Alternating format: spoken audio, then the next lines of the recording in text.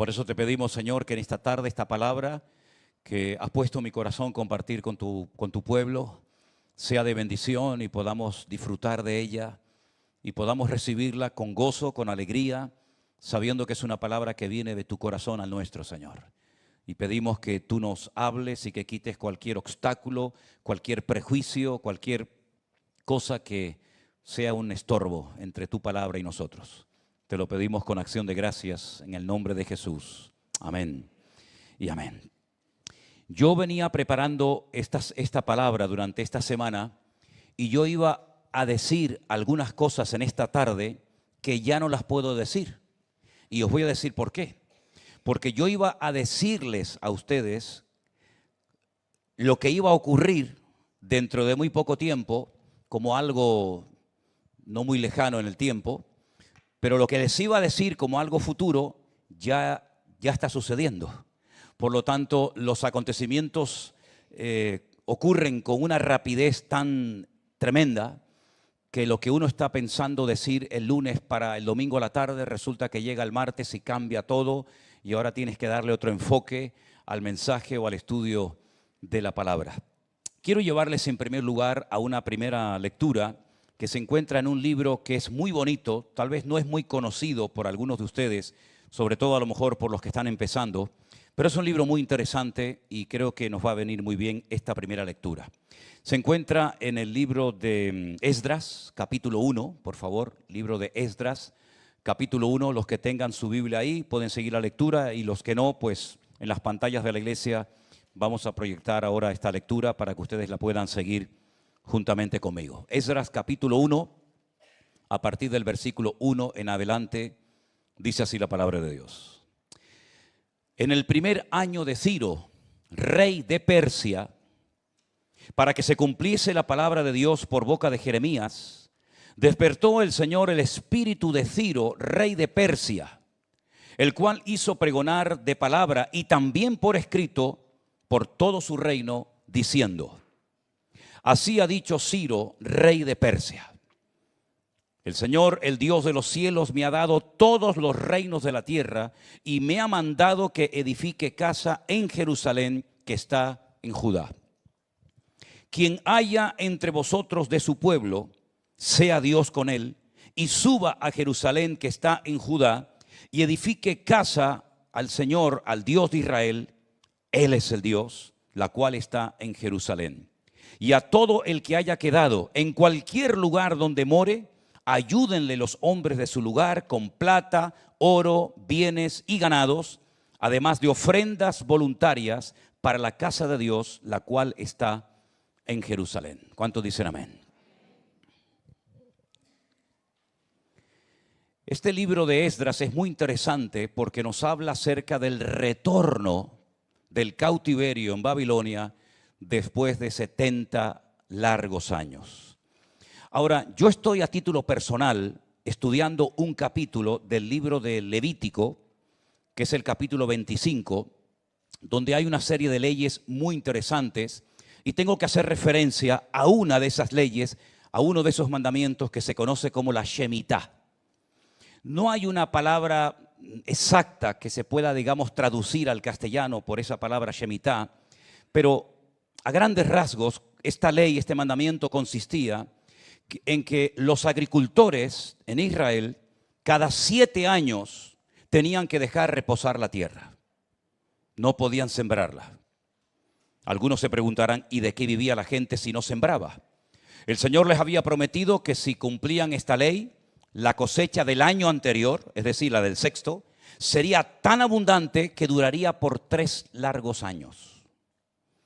Esta ley del descanso de la tierra está comprobado que si las naciones del mundo la pusieran en práctica, no comeríamos tanta basura como estamos comiendo.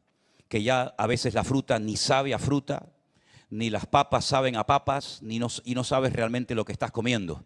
Porque tiene tantos pesticidas y tiene tantos productos químicos que lamentablemente a veces lo que estamos comiendo, tanto a corto como a largo plazo, pues puede perjudicar seriamente nuestra salud. Pero si dejáramos descansar, como dice la Biblia, la tierra cada 7 años, la tierra se regeneraría y daría otra vez fruto en abundancia con mayor calidad. Des en cuenta que el sabor de las frutas, de las hortalizas, de las verduras que comemos nosotros hoy en día no tiene absolutamente nada que ver con la vitalidad que daban en los tiempos de la Biblia. En los tiempos de la Biblia todo lo que se comía tenía un sabor extraordinario y le proporcionaba al hombre tal energía que comiendo muchísimo menos cantidad que lo que se come hoy en día, la gente no solamente vivía mejor, sino que además vivía más. Ahora bien, durante los 490 años que el pueblo de Israel estuvo en la tierra prometida, cuando entran con Josué, ¿se acuerdan? Nunca cumplieron esta ley del reposo de la tierra, del Shabbat Shabbatón. Es decir, hay un día de reposo a la semana que es el día sábado y tenía que haber cada 7 años un reposo para la tierra. Y eso iba a beneficiar mucho a la agricultura. Nunca, repito, en esos 490 años cumplieron con esta ley. Por lo tanto, si durante 490 años no cumplieron con esta ley del reposo de la tierra, ¿cuántos años le debían de obediencia al Señor, al dueño de la tierra? 70 años. Ustedes multiplican 70 por 7 y te da automáticamente la cifra de 490 años. Por lo tanto, tenían que ser sacados de su tierra, tierra que era del Señor, pero que ellos podían disfrutar de ella siempre y cuando obedecieran y cumplieran con los preceptos de la Biblia. Pero como no habían cumplido con esta ley, son sacados de su tierra las tribus del sur, Judá y Benjamín, y son llevadas al cautiverio en Babilonia. Porque en el año 586 antes de Cristo, recuerden esta fecha, 586 antes de Cristo, Nabucodonosor, rey de Babilonia, atacó Jerusalén y la destruyó. Se llevó los tesoros del templo a Babilonia. Miles de personas perdieron la vida, pero también miles de personas fueron llevadas al cautiverio en Babilonia. Y allí estuvieron 70 años. Y el salmo que se leía, o parte del Salmo 137 que se leía en esta tarde, habla del dolor, habla de la tristeza que sufrían los que estaban en el cautiverio. Cuando les decían, cantadnos algunas de esas canciones tan bonitas que ustedes cantaban cuando vivían en Sión o en Jerusalén. Y ellos respondían, ¿y cómo cantaremos cántico al Señor en tierra de extraños? Dice que colgaban sus arpas, colgaban sus instrumentos de música en los árboles y comenzaban a llorar acordándose de la gloria pasada. Y decían aquello de Jerusalén, Jerusalén, si me olvidare de ti, que pierda mi diestra su destreza y mi lengua se pega a mi paladar. Ahora bien, 70 años después de esa tragedia nacional, donde muchos fueron llevados al cautiverio y conocemos nombres de personas muy famosas que vivieron durante esos 70 años en el cautiverio en Babilonia. Por ejemplo, uno de ellos, Daniel. Otro de ellos, Azarías, Misael. Otro de ellos, Ezequiel. Entonces vemos que antes de ser llevados, antes de ser arrancados por la fuerza de su tierra, hubo en Jerusalén un profeta llamado Jeremías. Ahora, yo les voy a pedir un favor a todos ustedes en esta tarde. Yo sé que ustedes siempre, y es algo que a mí a veces me pone un poco nervioso, no mucho, pero un poco nervioso, es ver que a veces cuando yo predico hay un silencio en la sala impresionante. Y créame que a mí eso a veces me pone nervioso, porque no sé si es porque están prestando mucha atención, porque el tema es muy interesante o porque la gente se quedó dormida. Entonces, hacedme el favor de prestar mucha atención, pero de vez en cuando, por ahí el que quiera, puede decir algún amén. Porque yo a veces con este montón de luces que tengo delante de mí, apenas veo los que están allá atrás, entonces digo, oye, ¿me habré quedado solo como en los días de la pandemia? Que prediqué a las sillas o todavía estarán por ahí. Gracias que hoy están en las primeras filas algunas hermanas y hermanos para tener esa tranquilidad de que no me he quedado solo, ¿no? Ahora bien, Jeremías había dicho que cuando pasaran los 70 años del reposo de la tierra, el Señor los volvería a traer. Ahora, ¿cómo van a salir de Babilonia si Nabucodonosor los ha castigado, les ha roto las murallas, les ha destruido el templo, ha profanado el lugar santísimo, se ha llevado los tesoros a Babilonia? ¿Cómo ahora van a pensar ustedes que el mismo rey que ha hecho ese destrozo en el país, les va a dar permiso para volver a su tierra. Es algo impensable, es una locura. Sin embargo, escuchen este dato, porque algunos de ustedes están hablando últimamente con mucha gente inconversa, o digamos con gente interesada en la Biblia o en el Señor. Y este dato que te voy a dar es espectacular. Espero que lo recuerden. Ellos estaban en Babilonia privados de libertad, no podían salir de allí. Pero Jeremías les había dicho que después de 70 años saldrían. ¿Pero cómo? Bueno, resulta que 150 años antes del nacimiento de este rey que hemos leído esta tarde, el rey Ciro de Persia, el Espíritu Santo inspiró al profeta Isaías para que escribiera estas palabras. Escúchenlas un momentito. Después les digo dónde estoy leyendo. Así ha dicho el Señor a su ungido, a Ciro, el cual tomé yo por su mano derecha para sujetar naciones delante de él y desatar lomos de reyes, para abrir delante de él puertas y las puertas no se cerrarán. Yo iré delante de ti y enderezaré los lugares torcidos. Y le da una profecía tremenda a un hombre que no existía en el momento en que Isaías escribe esto. Repito, 150 años antes del nacimiento del rey Ciro, Isaías, por inspiración divina, evidentemente, porque no tiene ninguna lógica lo que estamos diciendo en esta tarde, recibió que nacería en un momento de la historia un hombre que le pondrían sus padres por nombre Ciro, y que sería un rey que les permitiría volver a los cautivos a su tierra, a Jerusalén, después de 70 años. Para que veas cómo la Biblia se adelanta en el tiempo y en el espacio y te da a ti una herramienta tremendamente poderosa, no para convencer a nadie de que la Biblia es la verdad y la palabra de Dios, pero por lo menos hacer pensar y recapacitar a la gente acerca de la credibilidad de la cual goza este libro. 70 años después del cautiverio volvieron, lógicamente, por sentido común, muchos de los que fueron a Babilonia murieron en Babilonia. Otros nacieron en Babilonia y no conocían nada de Israel, de Jerusalén, del templo ni nada.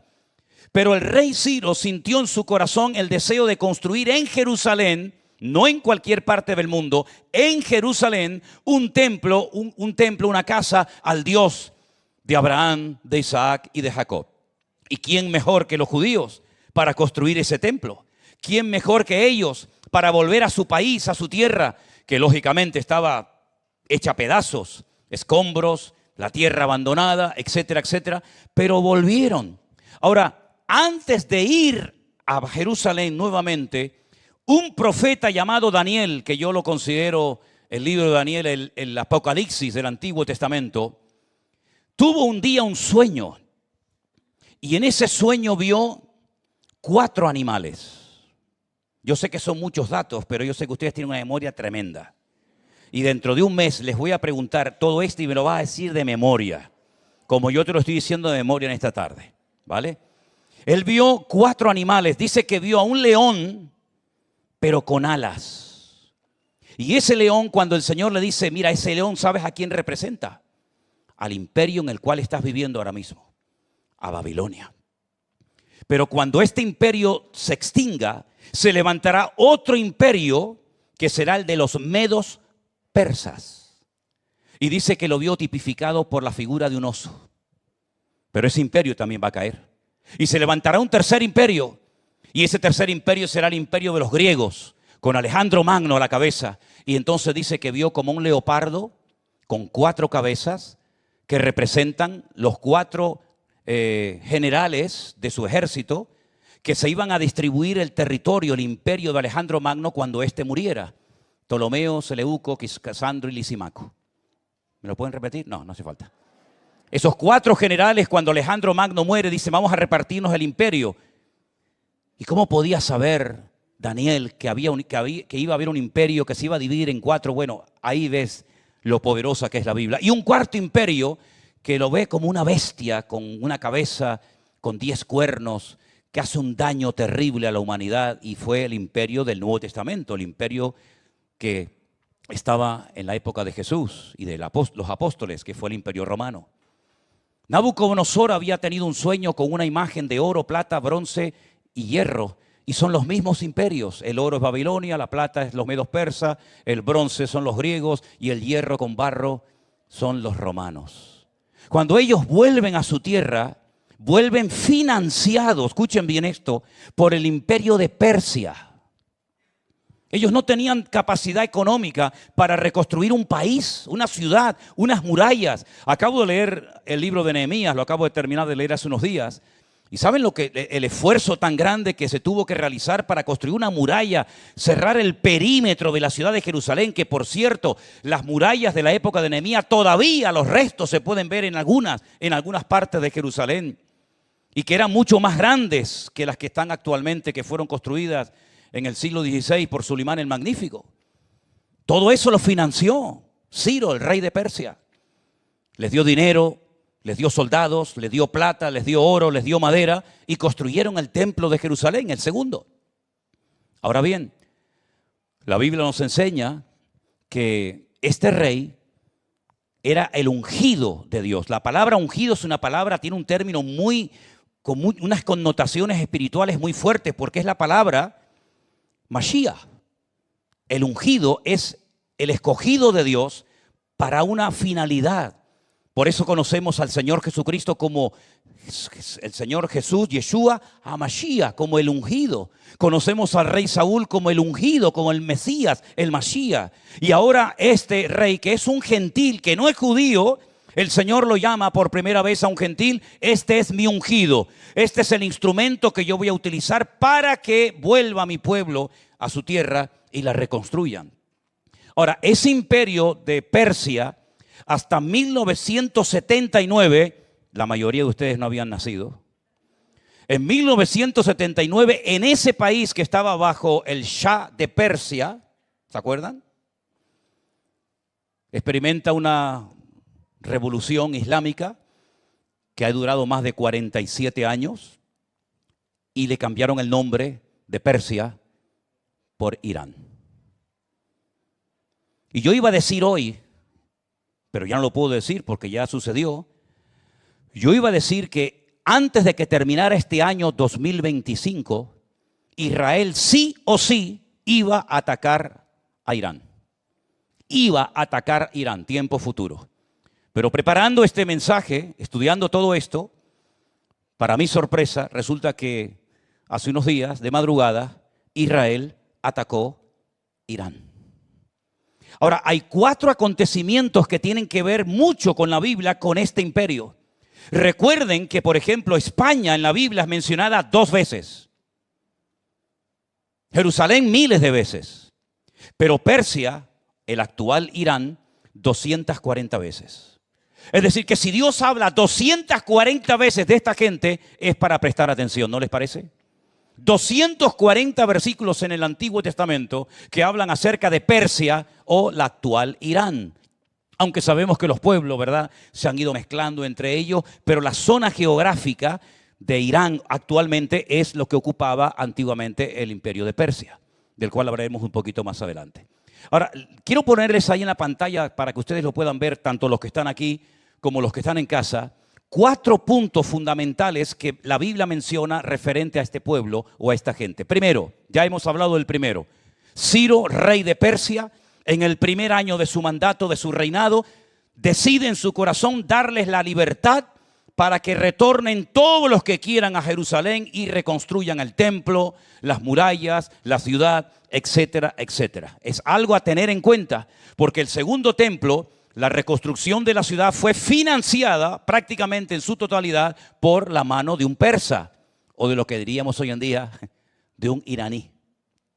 El segundo acontecimiento que tiene que ver ya con el Nuevo Testamento es cuando unos magos, que no son reyes, unos magos, unos astrólogos, unos observadores de las estrellas, de las constelaciones, etcétera, sienten en su corazón ir desde su país, que está casi a 2000 kilómetros de Israel, caminando o en camellos como mucho, para dirigirse a una pequeña población que se llamaba Belén o Betlehem, la casa del pan, donde había nacido el rey de los judíos.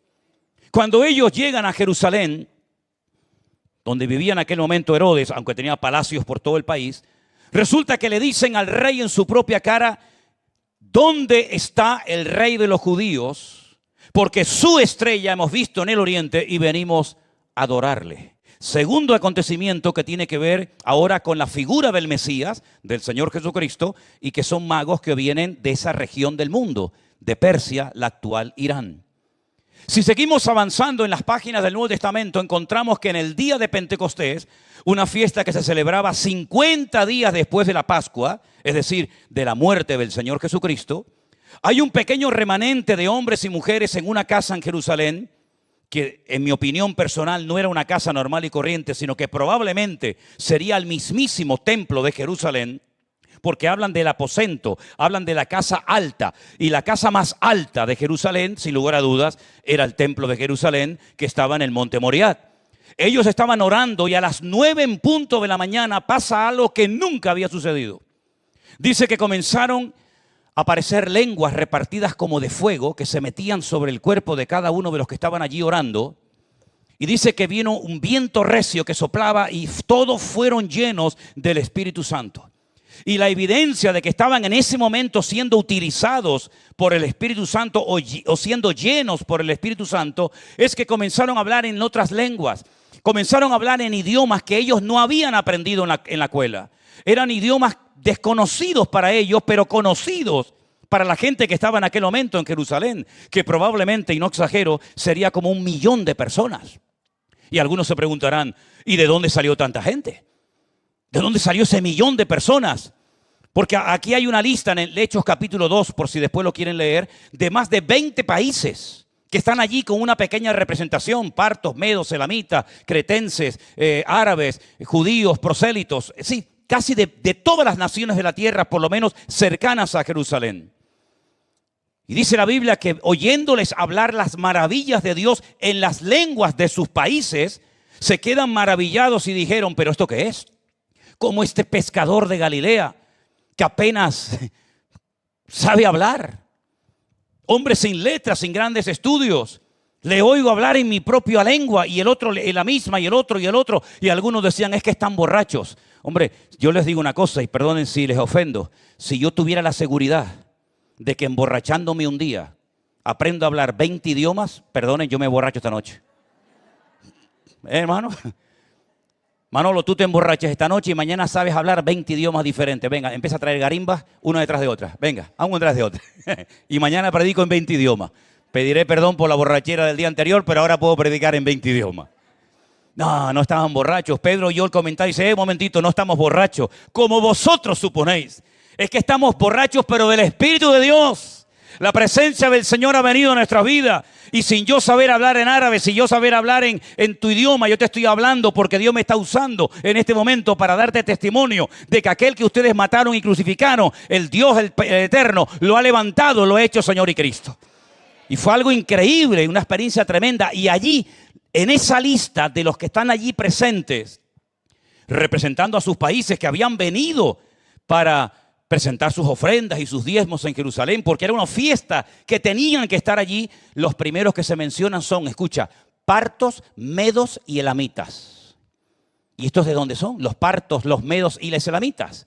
De la antigua Persia, del actual Irán. Es decir, que son los que financian el templo, son los primeros en adorar al niño, a Jesús en aquel lugar, y son los primeros mencionados en la lista cuando reciben el Espíritu Santo los 120 en el aposento alto, y estos van allí y les oyen, y curiosamente aparecen los iraníes o los persas. Es como si dijeran los andaluces, los madrileños y los catalanes, que todos son españoles todavía, ¿no? Pues allí estaban los partos, los medos y los elamitas. ¿Y estos de dónde son? Estos son de Persia. Allí están. Pero luego hay un cuarto acontecimiento, porque de los 4 de la lista, 3 se han cumplido. El cuarto todavía no. Y lo vamos a leer un momentito en Ezequiel capítulo 38, verso 5. Y tiene que ver con la guerra. Sí, hermanos, con la guerra. La Biblia dice que hay un tiempo para paz y un tiempo para la guerra. Un tiempo para reír y un tiempo para llorar. Un tiempo para nacer y un tiempo para morir. Y estamos en tiempo de guerra. Así de claro. Ezequiel 38 nos habla acerca de la invasión que experimentará Israel en los últimos tiempos. Y tienen todo el capítulo 38, todo el capítulo 39, las naciones que se van a unir para venir a pelear contra Israel, contra Jerusalén. Y hay una lista de naciones. En el capítulo 38, versículo 1 dice: vino a mí palabra de Dios diciendo, hijo de hombre, pon tu rostro contra Gog, en tierra de Magog. Todo esto tiene una explicación, yo no tengo tiempo para explicar esto ahora, pero dice, este hombre es príncipe soberano de Mesec y Tubal. Profetízale a él y dile, así ha dicho Jehová el Señor. He aquí yo estoy contra ti, oh Gog, príncipe soberano de Mesec y Tubal, te quebrantaré y pondré garfios en tus quijadas y te sacaré a ti y a todo tu ejército, caballos, jinetes y todo equipados, gran multitud de paveses, escudos, teniendo ellos espadas. Y ahora menciona varias naciones, como Persia, Cus y Fut, con ellos. Hay naciones que hasta el día de hoy se llaman igual. Por ejemplo, Egipto nunca ha cambiado el nombre, siempre se ha llamado igual, Egipto. Siria siempre se ha llamado igual, Siria fue antes, ahora y después. Pero Irán, hubo un momento en la historia que se conocía como Persia. Y Persia dice que en los últimos tiempos, en la famosa batalla de Armagedón, apoyará una confederación enorme de países que, viendo que ellos solos no pueden, se van a unir a otros con un fin en común, que es ir a Israel y atacarlos.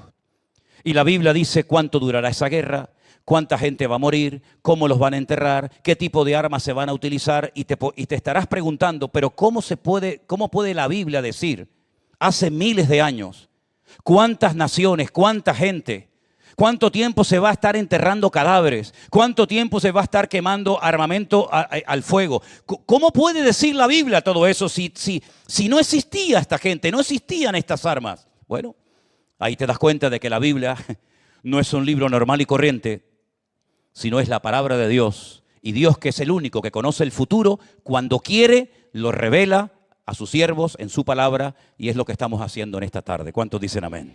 Ahora bien, estamos en este momento, en un momento muy interesante de la historia y muy complicado. Anoche fueron destruidas en la ciudad o cercano a Tel Aviv 61 edificios. Eso nunca había pasado en Israel, nunca, jamás. Lo del 7 de octubre fue un pequeño botón de muestra de lo que ha ocurrido en estos últimos 2 días, en estas últimas 48 horas. Estamos en contacto directo con hermanos, con amigos. Recuerden que una hermana de nuestra congregación, Canderina, está en este momento en Israel y ha estado más tiempo dentro de los refugios que fuera. Y esta mañana, muy temprano a la mañana, tengan en cuenta que en Israel ahora mismo son 2 horas más que aquí, me llamaba una hermana que nos sigue por internet, ya es una anciana, tiene más de 90 años. Su marido el año pasado nos dijo que tenía 98 años, por lo tanto ya están más cerca de los 100, o hace 2 años nos lo dijo. Ellos viven en la famosa y preciosa ciudad de Tiberias, junto al mar de Galilea, una casa espectacular en lo alto de la montaña, con unas vistas realmente espectaculares. Pero ella me llamaba, sobre todo, como me dice ella, mi lindo pastor. Nadie me llame así, por favor. Pero ella no me llama ni mi mujer así, imagínate, llámame tú así. Mi lindo pastor, mi querido pastor, por favor, dile a los hermanos que ore mucho por nosotros. Estamos muy asustados. Dice, estamos en el refugio. Yo le pregunté si tenían agua, comida. Dice, todo eso lo tenemos, no pasa nada. Pero esta mañana me levanté asustada porque sonaron las alarmas. Yo las acabo de apagar ahora porque estaban sonando hace un instante. Y no podía cerrar la ventana de hierro y tuve que llamar a la vecina porque son ventanas muy pesadas. Y ayer hablaba con nuestro hermano Adolfo y Paula, que si Dios lo permite, vamos a ver, estarán con nosotros aquí en el mes de agosto, y hablaba con nuestro hermano Eliezer y con varios hermanos de Israel, y hay una situación en este momento muy, muy complicada. Yo hice una videollamada al conductor árabe que nosotros contratamos cuando vamos a Israel, y hablábamos desde el refugio. Me enseñó a los hermanos que estaban en el refugio, allí estaban cantando, estaban orando, estaban alabando al Señor, pero estaban en el refugio. Y hemos recibido imágenes de hermanos que están en refugios, que no pueden salir, etcétera, etcétera. No hay marcha atrás, mis queridos hermanos. Tengo un dato muy, muy importante que está basado en el capítulo que yo a título personal estoy estudiando, que aún no he compartido nada de eso. Simplemente les voy a pedir, si quieren, que lean por favor en cuanto puedan el capítulo 25 del libro de Levítico. El capítulo 25 del libro de Levítico, dentro de muchas cosas, nos dice lo siguiente, que cada 50 años, repito, cada 50 años, en el año de jubileo, se tenían que perdonar las deudas. Los esclavos tenían que ser puestos en libertad. De ahí viene también un poco la frase, Padre nuestro, perdona nuestras deudas, como nosotros también perdonamos a nuestros deudores, ¿verdad? Y no solamente eso, sino que cada 50 años se perdonaban las deudas, se soltaban a los esclavos, era el año de jubileo, era un año de festividad, era un año de libertad. Y estuve investigando, y si quieren les doy el dato ahora mismo porque lo tengo por aquí. Estuve investigando cuándo se va a celebrar el próximo año de jubileo. Es decir, cuándo vendrá un año bíblicamente hablando especial, un año bíblicamente diferente. Un año en el que vamos a ver cambios muy significativos en la economía, en la política, en el ambiente espiritual. Y curiosamente, investigando todo esto, todavía estoy a título personal viendo esto, será en el año 5788. Pero no del calendario nuestro, ¿eh? No del calendario nuestro. Sí, Manolo, si es en el 5700, Manolo, yo en el 5700 estoy con la carroza de oro dando paseos por la Nueva Jerusalén, ¿no? ¿Eh? Que se revienten aquí abajo, que yo estoy allí con Abraham, con Isaac, ¿eh? No. Ese es en el calendario hebreo, bíblico. ¿Lo quieren saber en el calendario nuestro? Entre septiembre y octubre del 2027. Qué curioso, ¿no? En el 2027 se volverá a celebrar el año de jubileo, que es el año más espectacular del año, que hace 50 años que no se celebra, 48 ahora mismo, y donde siempre se han producido cambios en todo, en lo político, en lo social, en lo espiritual, absolutamente en todo. Y yo creo que hasta el 2027 podemos aguantar, ¿no, hermano? Lo dijo el otro día don Peter, que él por lo menos hasta el 27 va a aguantar. ¿No lo oyeron? Hombre, si don Peter va a aguantar hasta el 27, yo no me lo pierdo, ¿eh? Aunque yo creo que no va a llegar ni a agosto, pero bueno, por si acaso, ¿no? Lo curioso de todo esto es que hay una profecía acerca de lo que le va a ocurrir a ese pueblo del cual estamos hablando en esta tarde. Sin lugar a dudas, este ataque preventivo era necesario. Y les voy a decir por qué. Porque hay muchos países en el mundo que tienen armas nucleares. Israel es uno de ellos, Francia, Estados Unidos, Pakistán, Rusia. Pero ningún país árabe tiene acceso a armas atómicas. Las armas atómicas, dijo Albert Einstein, si se usan en una tercera guerra mundial, la cuarta la tendríamos que pelear con piedras y con palos. Porque las secuelas que dejan en el agua, en el ambiente, en el aire, en todo, son secuelas que matan por 100, 200, 300 o más años. Solamente una bomba atómica puede matar en segundos a 2 millones de personas.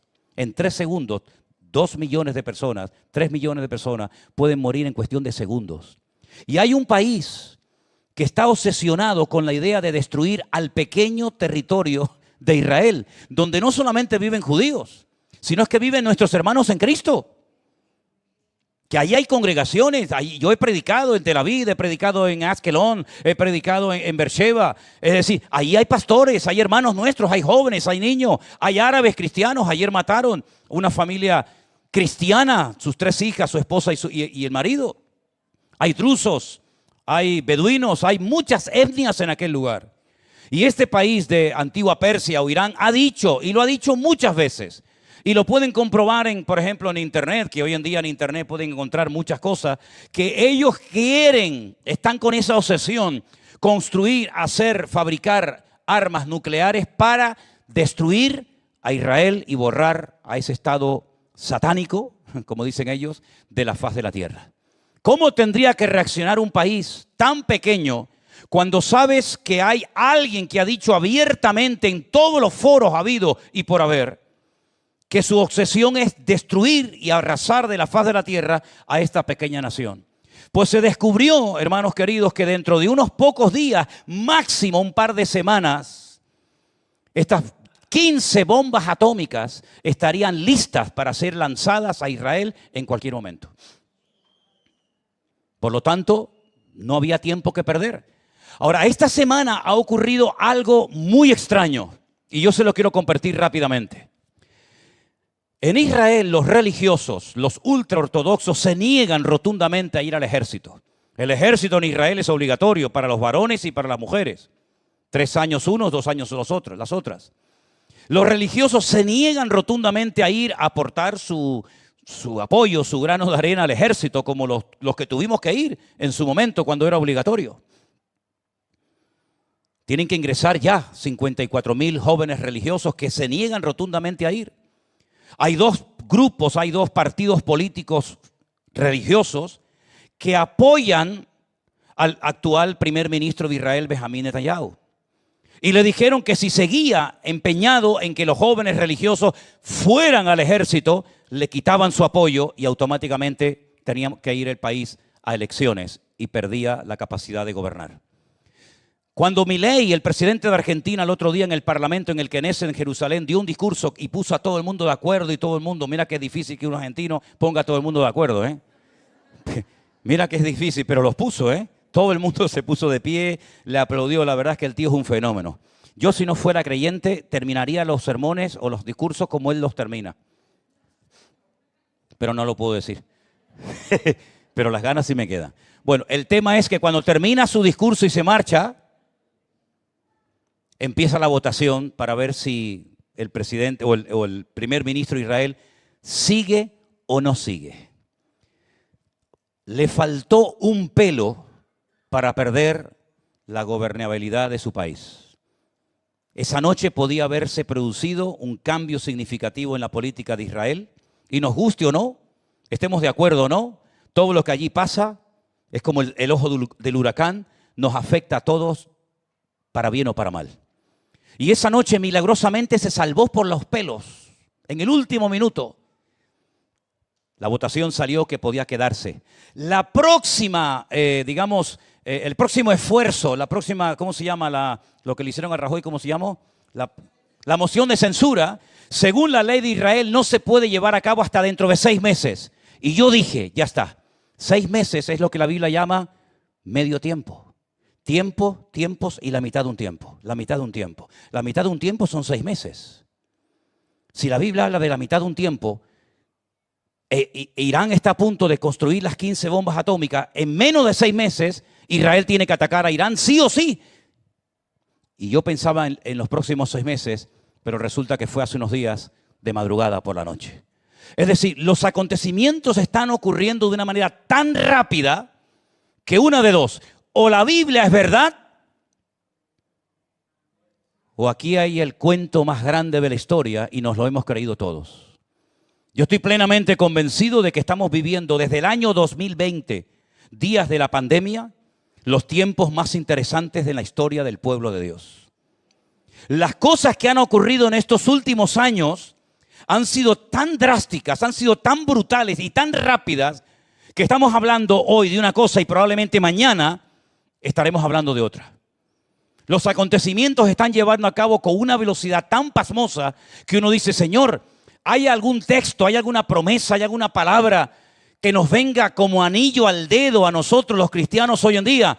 Claro que lo hay, mi querido hermano. Por supuesto que lo hay.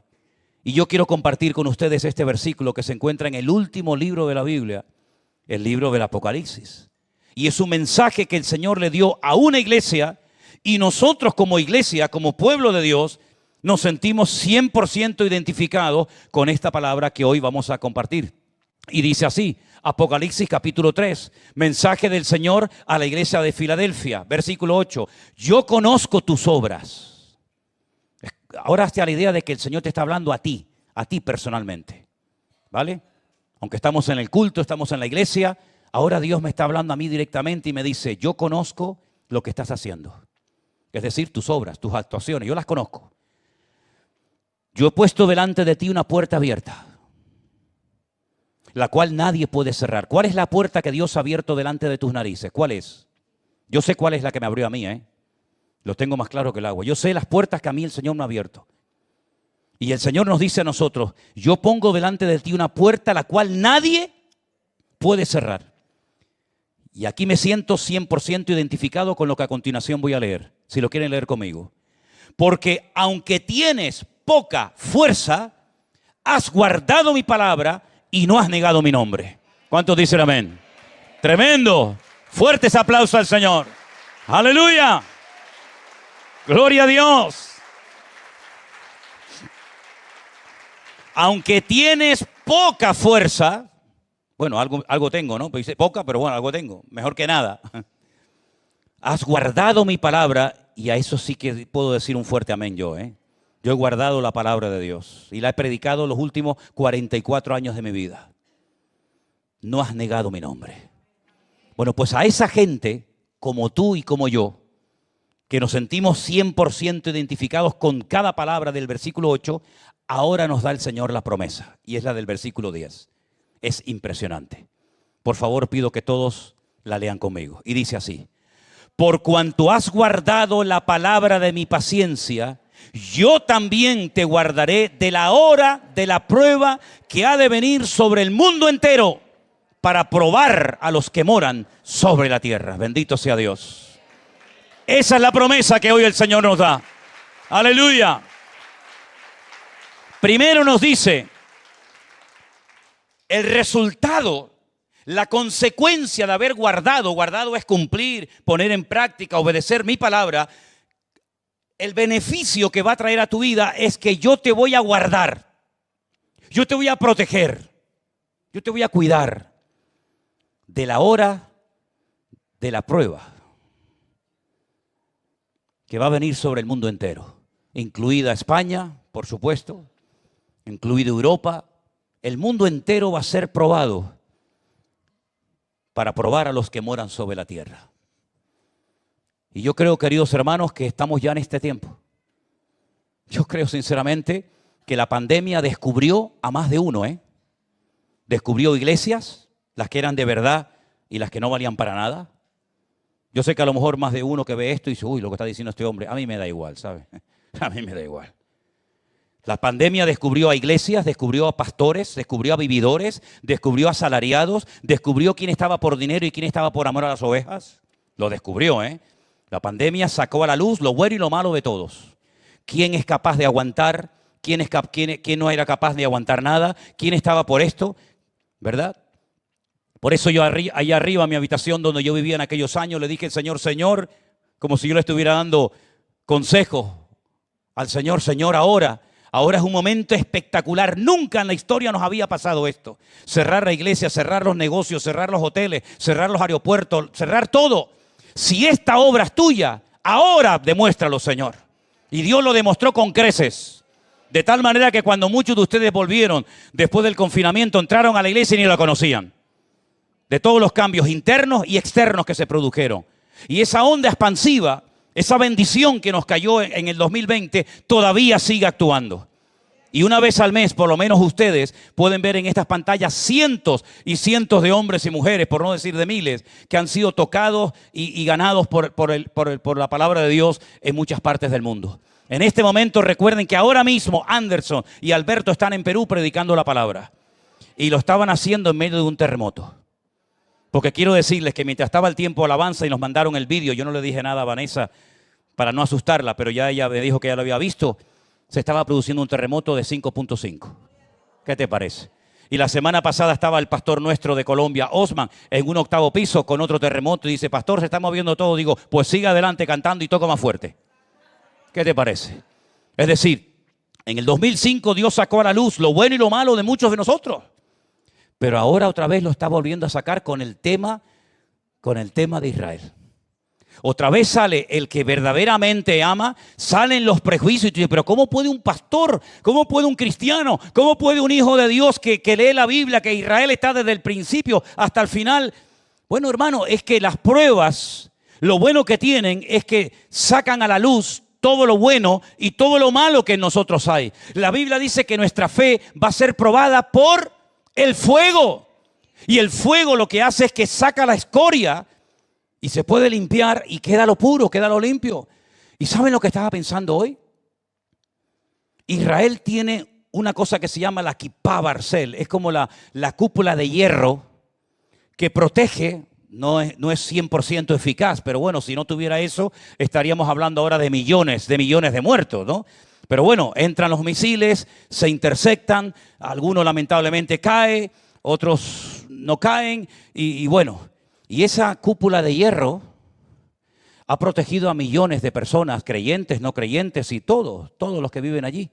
Pero estaba pensando, cúpula de hierro, cúpula de hierro. ¿Ustedes se acuerdan de las tablas que estudiábamos, los símbolos químicos? ¿Se acuerdan aquellas tablas o no? ¿Cuál es el símbolo químico del hierro? ¿Y Fe cómo se pronuncia?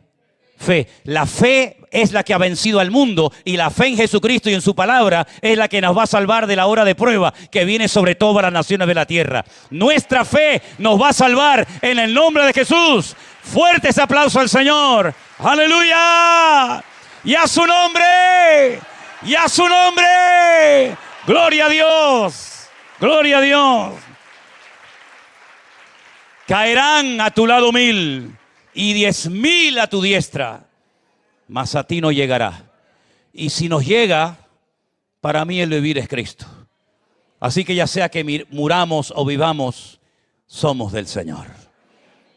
Hemos entrado en una cuenta regresiva que ya no hay marcha atrás. Israel, lo he dicho en varias ocasiones y no creo que esté muy equivocado, no va a volver a ser nunca, nunca más lo que fue cuando comenzamos a ir hace 20 y tantos años a ese país. Todo ha cambiado.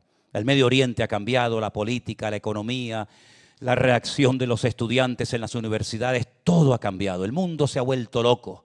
Todo está patas arriba. Miren incluso los Estados Unidos deportando a gente que fue, no digo todos, pero la mayoría fueron a trabajar, a buscar un futuro para sus hijos, abuelos, tíos, primos, sobrinos, padres, madres, siendo deportados como si fueran en algunos casos como criminales, ¿verdad? Separando familias, rompiendo corazones, ilusiones de gente que se jugó la vida para poder llegar a ese lugar, ¿verdad? Y estamos viendo en Europa cómo cada vez se habla menos de Dios, su palabra no cuenta nada. Estamos viendo a España, un país totalmente lleno de una corrupción total y absoluta. Cada día nos enteramos de un escándalo más y esto no ha hecho más que empezar. Y aquí estamos nosotros, queridos hermanos, para seguir brillando y marcando una diferencia y decirle a la gente, el mundo, te guste o no, irá de mal en peor. La maldad se multiplicará, mas el que persevere hasta el fin, ese será salvo. ¿Cuántos dicen amén? Fuertes aplausos a nuestro Dios. ¡Aleluya! Gracias, Señor, por la fe y el poder de Dios que nos ha salvado la vida. Gracias, Señor Jesús. Te alabamos. Te alabamos, Señor. Nos ponemos de pie en esta noche, queridos hermanos. Esta guerra va a durar un tiempo. Van a haber muchas bajas, muchas lágrimas. Perdón, y se me olvidó. Y no quiero olvidarme de esto que es muy importante. La profecía para Irán. Por si hay algún iraní que me está escuchando. Jeremías 49. Mira qué profecía impresionante. Aún no se ha cumplido, pero esto es el periódico de mañana. Escucha bien. Jeremías 49. Palabra de Dios que vino al profeta Jeremías acerca de Elam. Pero no Elam este. ¿Tú eres con M o con N? N, estás con él.